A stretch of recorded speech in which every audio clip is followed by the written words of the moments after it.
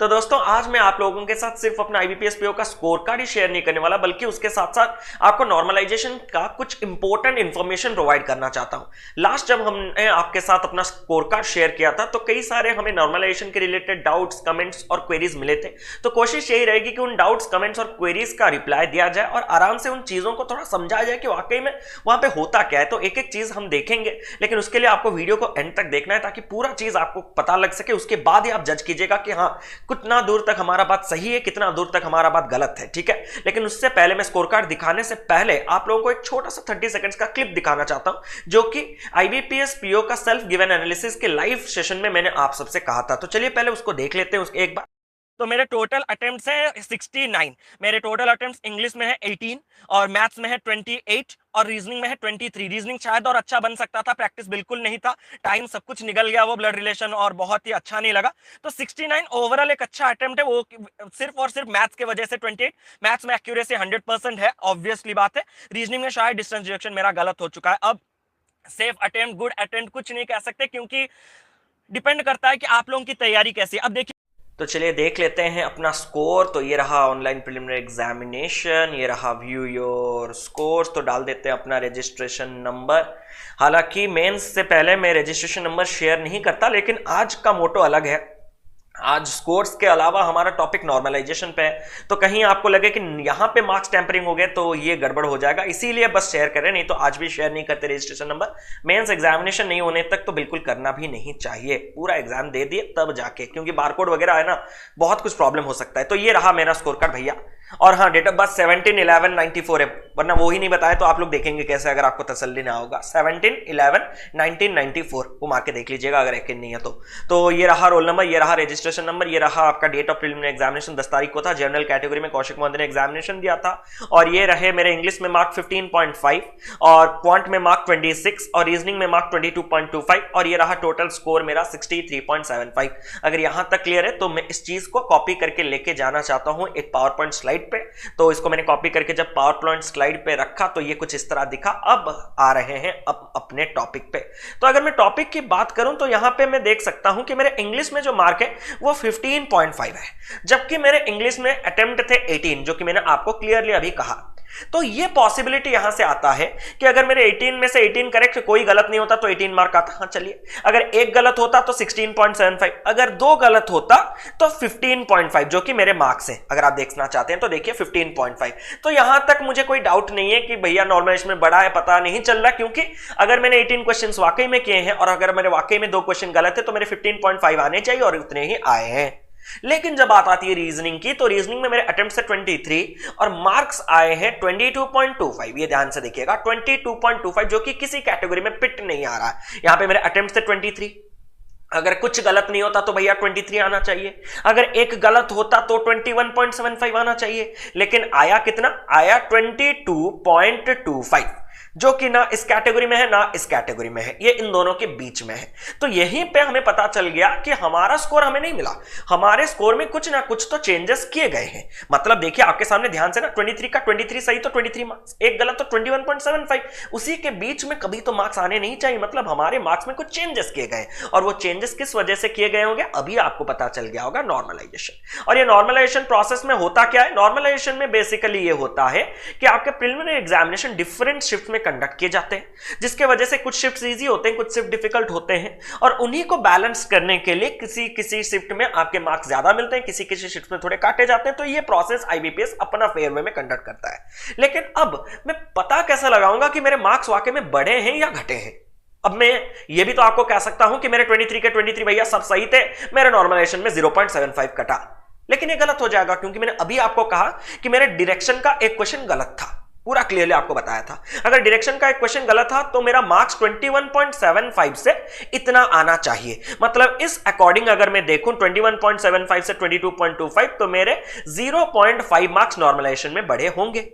लेकिन यह भी तो हो सकता है कि मेरी जानकारी के बाहर मेरा एक और क्वेश्चन गलत हो गया होगा। अगर 2 क्वेश्चन गलत हो गए तो मेरे मार्क्स इतने आने चाहिए, लेकिन अगर 22.25 आ रहा है, इसका मतलब क्लियरली मुझे नॉर्मलाइजेशन में 0.75 सॉरी 0.75 20.21 तो 1.75 मार्क्स एक्स्ट्रा मिल रहे हैं इस कंडीशन के हिसाब से 1.75। तो मैं ये कभी नहीं कह सकता, क्योंकि मैं अपना एक्यूरेसी कैसे जज करूंगा भैया? अब देखने के लिए तो मैंने ये भी कहा था आपको कि क्वांट में मेरा 100%, अभी तो दिखाया वीडियो, क्वांट में मेरे 100% एक्यूरेसी थे। अगर 100% एक्यूरेसी होता तो भैया 28 आता, और अगर मेरे हिसाब से एक्यूरेसी में मार्क्स बढ़ते तो 28 में ज्यादा आ जाते, लेकिन यहां पे मेरे मार्क्स आए 26। अगर आप ध्यान दें तो 26, तो ये कहीं का स्कोर नहीं रहा। क्यों? क्योंकि अगर एक गलत होता तो 26.75 और एक मतलब 2 गलत होते तो 25.5, लेकिन मार्क्स उन्हीं के बीच में लाए कर रहा है 26, तो ये डेफिनेटली नॉर्मलाइज्ड मार्क्स है। अब यहां पे क्या क्या पॉसिबिलिटीज आ सकते हैं ये देखिए आप लोग। या तो 28 मेरे 28 के 28 100% सही थे, मैं तो बोलूंगा हाँ भैया 100% सही है, कुछ गलत नहीं, मेरे नॉर्मलाइजेशन में मार्क काट दिए, बेकार IBPS। लेकिन हो सकता है मेरा एक गलत तो पता नहीं चला होगा।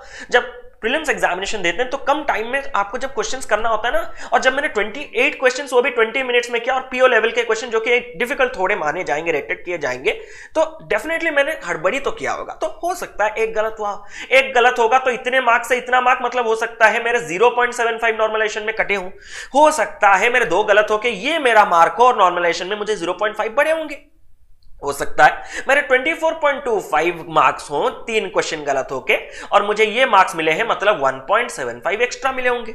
ये मैं मान रहा हूं क्योंकि मैं आपको चीजें सिखाना चाहता हूं, लेकिन बच्चे बहुत चीजों को एक्सेप्ट करना नहीं चाहते।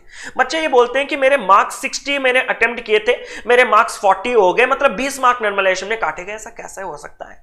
आपने गलती किया होगा, मानना सीखिए। देखिए हमें पता नहीं चलता है हमारा गलती। देखिए मैं भी क्वांट पढ़ाता हूं, मैं 3 गलती तक आपको समझा रहा हूं कि 3 गलती हो सकता है, मेरे 4 भी गलत हो तो 23 मार्क्स बढ़ के 26, 3 मार्क मेरे नॉर्मलाइजेशन में बढ़े हो सकता है ना भैया। हम पता नहीं चलता है जब एग्जामिनेशन देते हैं, ठीक है। हमें लगता है कई कबार तो ऐसे सिली मिस्टेक करते हैं कि हम 27 आंसर निकाल के 29 पिक करके आते हैं, लेकिन आंसर तो आपका 27 सही है ना। आप तो जब रिजल्ट मतलब जब एग्जामिनेशन के बाद जब मेमोरी बेस्ड पेपर में सब लोग आपको 27 करवा रहे होंगे, आपने तो खुश हो गए होंगे ना कि भैया मैंने तो 27, भैया मेरा सही है, लेकिन गलती से 29 मार दिया, तो कुछ गलती पता नहीं चलते। तो ये एक्यूरेसी के ऊपर अभी कैसे डिपेंडेंट होता है ये भी मैं आपको दिखाना चाहता हूं कि ये हम कभी जज नहीं कर सकते कि मेरे नॉर्मलाइजेशन में कितने बड़े, एक्यूरेसी में कितने घटे, क्या कुछ हुआ, लेकिन हम कुछ कह सकते हैं कि एक्यूरेसी का क्या बेनिफिट रहता है। मैं जो बताना चाहता था वही आप लोगों ने नेगेटिवली गलती से ले लिया, गलत से ले लिया। एक्यूरेसी के बेनिफिट्स, या फिर ऐसे लिखना होता है बेनिफिट्स ऑफ एक्यूरेसी, ठीक है, इंग्लिश हमारा गंदिया है, ठीक है। Benefits of accuracy in normalization process, in normalization, ठीक है। नॉर्मलाइजेशन में एक्यूरेसी का बेनिफिट क्या होता है? अब लास्ट सेशन मैंने ये कहा था कि मेरे 65 क्वेश्चंस अटेम्प्ट थे SBI PO में, और मेरा सपोज एक स्टूडेंट है या फिर जो भी दोस्त है उसका भी 65 अटेम्प्ट्स है। मैंने ये कहा था कि मेरे नॉर्मलाइजेशन में 3.5 मार्क्स बढ़ के 68.5 आए थे, जबकि उसके नॉर्मलाइजेशन में 6 मार्क्स बढ़ के 71 मार्क्स आए थे। तो इसी चीज के ऊपर विवाद स्टार्ट हुआ।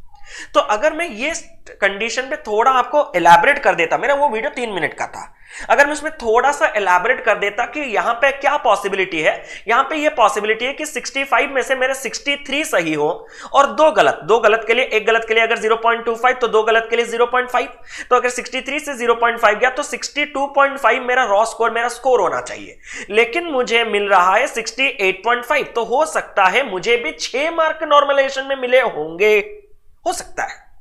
लेकिन जब 65 बढ़ के 71 हो गया, और अगर सेकंड कंडीशन में मेरे दोस्त की बात करूं तो उसका शायद अगर कोई भी क्वेश्चन का आंसर गलत ना हो तो उसके मार्क्स 65 के 65 होंगे और उसको भी 6 मार्क्स मिले। तो ये भी एक पॉसिबल कंडीशन है, ये भी एक पॉसिबल कंडीशन है, लेकिन मेरा मानना कुछ अलग है। मैंने ये समझाया था, फिर भी मेरा मानना कुछ अलग है। सर आपका मानना बड़े जिद्दी है। ये जिद्दीपन इसलिए आया है क्योंकि एक्सपीरियंस से बताता हूं, मैंने 2016 से आज तक कई सारे मेनी मेंस एग्जामिनेशन दिए हैं, और उनमें से ऐसे भी मेंस एग्जामिनेशन दिए हैं जो कि सिर्फ एक ही शिफ्ट में एग्जाम होता है, मतलब ऑल ओवर इंडिया एक ही शिफ्ट होता है उसका। अब नॉर्मलाइजेशन किस लिए होता है? नॉर्मलाइजेशन होता है आपके अगर डिफरेंट शिफ्ट्स में होंगे, शिफ्ट 1, शिफ्ट 2, शिफ्ट 3, फिर डे 1, डे 2, डे 3।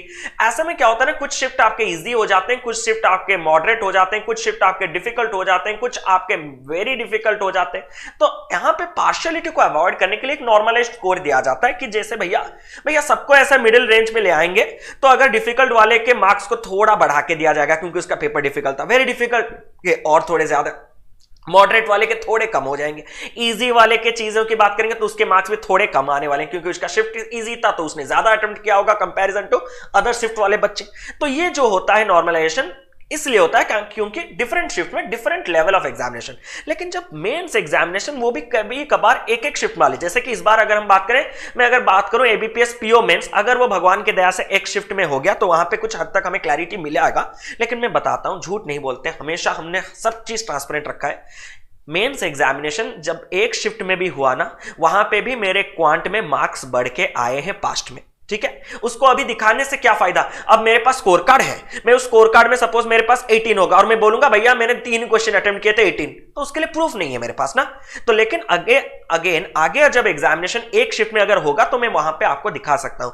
जिस दिन एग्जामिनेशन देके आऊंगा, self given analysis live session में अटेम्प्ट शेयर करूंगा और मार्क्स निकलने के बाद स्कोर कार्ड शेयर करूंगा। तो अगर मेंस लेवल के एग्जाम एक शिफ्ट में हो रहा है और अगर आपके क्वांट में या फिर रीजनिंग में या फिर किसी भी सब्जेक्ट में मार्क्स बढ़ रहे हैं, तो वो डेफिनेटली नॉर्मलाइजेशन के लिए तो नहीं बढ़े होंगे, क्योंकि अगर एक ही शिफ्ट हो रहा है तो सबके लिए तो सेम ही और नॉर्मलाइज स्कोर की जरूरत नहीं है। तो एक्स्ट्रा मार्क्स आपको क्यों मिले? आपको एक्यूरेसी की वजह से मिले। मतलब कहीं ना कहीं मैं घूम फिर के ये आपको बताने आज भी एंड कर रहा हूं कि एक्यूरेसी से मार्क्स बढ़ते हैं। अब ये हो सकता है कि शायद प्रीलिम्स में ना हुआ हो, मेंस में हो रहा हो, लेकिन मैंने ये प्रैक्टिकली अपने लाइफ में फील किया है कि एक्यूरेसी में मुझे मार्क्स मिले, तो ये कहीं ना कहीं मेरे जहन में तो घुसा है। मैं आपको बस अपने वेल विशर के हिसाब से आपको एडवाइस दे रहा हूं। अब आगे आपके ऊपर, आप एक्यूरेसी मेंटेन ना करें, नंबर ऑफ क्वेश्चंस अटेम्प्ट करें, ये आपके ऊपर है।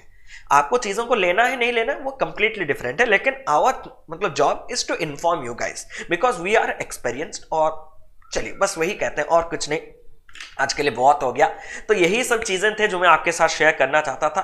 इतना डिटेल एनालिसिस देने के लिए अगर सेशन आपको पसंद आएगा तो डेफिनेटली आप लोग लाइक जरूर करके जाइएगा। और हाँ, एग्जिस्टिंग सब्सक्राइबर बेल आइकन को दबाइए ताकि मेंस के जो सेशंस चल रहे हैं ना उस पर आप टाइम टू टाइम जुड़ सके, आपको नोटिफिकेशन जाए। और जिन लोगों ने अभी तक चैनल को सब्सक्राइब नहीं किया तो वो लोग जल्दी से चैनल को सब्सक्राइब भी कर लीजिए। ऐसा ही हम आपके साथ क्वालिटी कंटेंट के साथ मिलते रहेंगे, जुड़े रहिए हमारे साथ, देखते रहिए कैरेट डिफाइन। तब तक कीप लविंग, कीप सपोर्टिंग।